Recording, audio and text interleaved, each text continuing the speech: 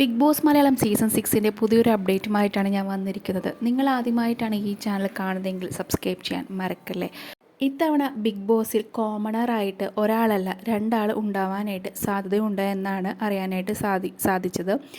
കോമണേഴ്സിനായിട്ടുള്ള auditions start ചെയ്തിട്ടുണ്ട്, പലരെയും വിളിച്ചു തുടങ്ങിയിട്ടുണ്ട് എന്നാണ് അറിയാനായിട്ട് സാധിച്ചത്.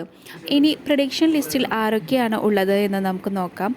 കഴിഞ്ഞ സീസണിൽ തൊട്ട് നമ്മൾ പറഞ്ഞു കേൾക്കുന്നതാണ് സ്വാന്തനം സീരിയലിൽ നിന്ന് ആരെങ്കിലും ഉണ്ടാകുമെന്ന്.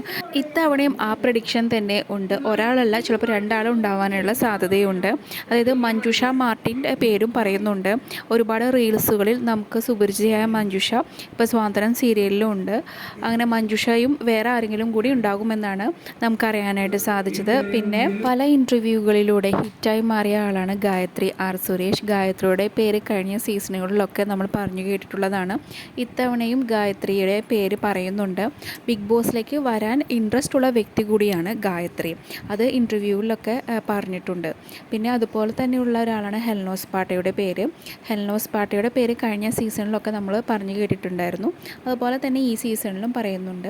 പിന്നെ മറ്റൊരു പുതിയ പേരാണ് അനീഷ നായരുടെ. റൈഡർ ഗേൾ എന്നാണ് അനീഷ അറിയപ്പെടുന്നത്. ഹോഴ്സ് റൈഡർ, അതുപോലെ തന്നെ ബൈക്ക് റൈഡർ കൂടിയാണ്.